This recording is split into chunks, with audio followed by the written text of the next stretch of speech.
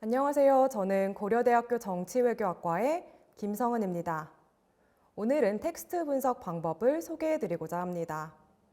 실제 텍스트 분석을 사용한 정치학 연구 소개를 통해 텍스트를 기반으로 정치적 이념 성향에 대해 측정하는 법과 구조적 토픽 모델을 소개하도록 하겠습니다. 우리가 사회과학에서 연구하고자 하는 많은 현상은 텍스트의 형태로 기록되어 있습니다. 정치인의 연설문, 언론 보도, 소셜미디어의 정보 모두 정치 현상을 이해하는 데 중요한 데이터입니다. 이러한 텍스트 데이터를 분석하기 위해서는 우선 분석하고자 하는 텍스트 데이터를 수집하는 과정과 이를 분석에 활용할 수 있는 전처리 과정을 거친 뒤 연구의 목적에 따라 그에 맞는 텍스트 분석 방법을 선택하게 됩니다. 저스틴 그리머와 브랜든 스튜어트가 텍스트 분석 방법에 대해 정리한 논문에서는 다음 슬라이드와 같이 텍스트 데이터를 활용하는 연구의 목적을 크게 클래시피케이션, 분류와 아이디올로지컬 스케일링, 이념적 스케일링 두 가지로 나누고 있습니다. 우선 아이디올로지컬 스케일링의 경우 문서를 바탕으로 얼마나 보수적인지 진보적인지 연속적인 변수로 구분하는 사례 등이 포함됩니다. 다음으로 클래시피케이션은 텍스트 데이터를 여러 범주로 나누는 작업을 지칭하고 이때 범주 간에 특별한 서열이 존재하지 않습니다. 텍스트 데이터를 카테고리별로 나누는 데 있어서도 미리 연구자가 어떠한 카테고리로 나눌 것인지 알고 있거나 정해놓은 경우와 어떠한 카테고리로 나눌지에 대해서 정해져 있지 않은 경우로 나눌 수 있습니다. 이 중 어떠한 카테고리로 나눌지에 대해 아직 알지 못하거나 정해놓지 않은 경우 전적으로 자동화된 클러스터링 작업을 할 경우에 사용할 수 있는 방법 중 하나가 LDA라고 불리는 잠재 디리클레 할당 방법입니다. LDA를 사용하는 토픽 모델은 각 문서에 대해 어떠한 토픽이 존재하는지에 대한 확률 모형입니다. 주어진 문서들에 대해 연구자가 10개의 토픽이 있다고 지정하면 문서에 포함된 전체 단어를 바탕으로 특정 단어가 특정 토픽에 존재할 확률과 문서의 특정 토픽이 존재할 확률을 이용하여 각 문서가 각 토픽에 할당될 확률을 추정하는 모델입니다. 이 중에서도 정치학에서는 구조적 토픽 모델이 많이 사용되는데요.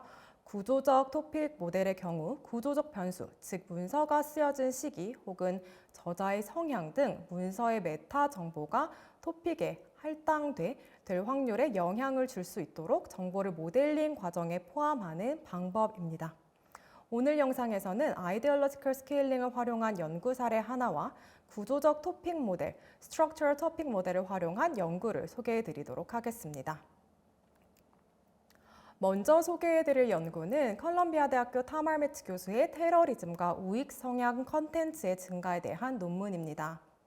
이 논문에서는 이스라엘 사례에 초점을 맞춰 왜 이스라엘에서는 우익 이념이 장시간 동안 많은 지지를 받고 있는지에 대한 답을 구하기 위해 구글 Ngram 데이터를 활용하였습니다. Ngram은 문자열에서 N개의 연속된 요소를 나타냅니다. 만약 We are data scientists in Korea 라는 문장에서 trigram, 즉 3개의 연속된 단어를 하나의 단위로 한다면 이 문장에서는 We are data 라는 trigram과 are data scientists in, scientists in Korea 라는 각각의 trigram으로 나타낼 수 있습니다. 구글 앵그램은 총 8개의 언어에 대해 디지털화된 책의 내용을 앵그램으로 제공하고 있습니다. 구글 앵그램은 800만 개 이상의 디지털화된 책의 정보를 제공하고 이는 전체 출판된 책 중 약 6%에 해당되는 방대한 분량입니다. 타말 미츠는 이 구글 앵그램을 활용하여 이스라엘의 대중서적에서 우익 성향의 콘텐츠의 비중을 측정하고 이에 영향을 미치는 요인을 찾고자 하는 분석을 진행하였습니다. 이 연구에서는 테러의 발생 이후에 이러한 우익 성향 콘텐츠가 증가할 것이라는 가설을 제시하고 이를 텍스트 분석을 통해 검증하고 있습니다. 이 분석을 위해서는 구글 Ngram 데이터를 통해 확보한 텍스트에 대한 아이디올로지컬 스케일링 작업이 필요합니다. 맨 처음 보신 슬라이드에서 텍스트 분석 연구의 첫 번째 목적으로 소개해드린 작업입니다. 특정 단어 혹은 구절이 우익 성향의 문구인지 혹은 좌익 성향의 문구인지에 대해 측정할 수 있는 방법이 필요한데요. 이 이념적 성향을 측정하기 위해서 이 연구에서는 정당 플랫폼 텍스트를 사용합니다. 좌파 정당과 우파 정당의 플랫폼 데이터를 모두 수집하여서 두 정당 모두 사용하는 구절이 아닌 좌파 정당이 더 많이 사용하는 구절과 우파 정당이 더 많이 사용하는 구절을 찾아내는 과정을 거칩니다. 이 슬라이드 왼쪽에서는 좌파 정당의 플랫폼에서 많이 사용되는 구절을, 오른쪽에서는 우파 정당의 플랫폼에서 많이 등장한 구절을 워드 클라우드로 보여주고 있습니다. 각 구절이 나타난 사례를 살펴보면 우파 정당 플랫폼에는 Jewish people after war와 같은 구절이 자주 등장하였고, 좌파 정당 플랫폼에는 Human rights situation, just peace와 같은 구절이 자주 등장하는 것을 확인할 수 있습니다. 이러한 과정을 거쳐 구글 Ngram 각 구절이 각각 우파 정당, 중도 정당, 좌파 정당과 관련되어 있는지에 대한 이항 변수를 구축합니다.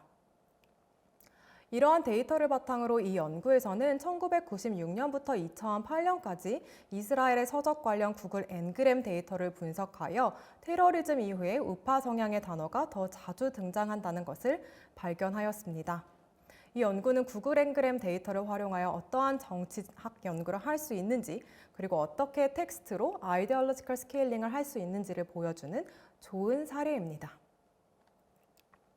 다음으로 소개해드릴 연구는 제가 중국 언론의 보도 성향을 분석하여 중국이 관영 언론을 활용하여 어떻게 보호무역주의 도구로 사용하는지를 보여준 논문입니다. 연구의 동기는 다음과 같습니다. 2011년 10월 월스트리트 저널의 기사에서 보여주듯 중국에 진출한 다국적 기업들은 중국의 관영 언론이 해외 기업에 대해 불만을 담은 비판적인 보도를 하고 있다고 지적한 반면, 중국의 관영 언론인 신화뉴스에서는 이는 중국에 진출한 해외 기업들의 피해자로서의 사고방식을 보여주는 것이라고 반박을 하였습니다. 이 논문에서는 과연 중국의 언론이 해외 기업에 대해 부정적인 편향성을 보이는지, 이러한 편향성이 정부의 개입으로부터 인한 것인지를 밝히고자 언론 기사 텍스트 데이터를 활용해 분석을 진행하였습니다. 만약 언론의 편향성이 존재한다면 이는 크게 두 가지 이유로 설명할 수 있는데요. 첫 번째는 정부의 이해관계입니다. 실제로 정부가 자국 기업에 유리한 방향으로 편향된 보도를 원할 경우 언론에서 이러한 편향성을 보이는 경우입니다. 둘째는 소비자의 선호입니다. 언론 역시 소비자의 수요를 충족시켜야 하는 기업이기 때문에 소비자가 민족주의적인 성향을 보일 경우에 자국 기업에게 유리한 보도를 하는 경우가 있을 수 있습니다. 이 연구에서는 과연 자국 기업에게 우호적이면서 외국 기업에게 부정적인 언론의 편향성이 보이는지, 그리고 존재한다면 이것이 정부의 이해관계 때문인지 혹은 소비자의 선호 때문인지를 밝히고자 하였습니다.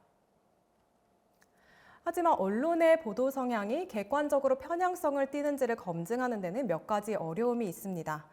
무엇보다 실제 외국 기업에 대해 부정적인 기사가 더 많이 나온다고 하더라도 그것이 언론의 편향성 때문인지 혹은 실제로 외국 기업이 더 낮은 품질의 상품이나 서비스를 제공하는지를 구분하기 어렵습니다. 이 논문에서는 자동차 리콜 사례에 초점을 맞춰 그 어려움을 해결하고자 하였습니다.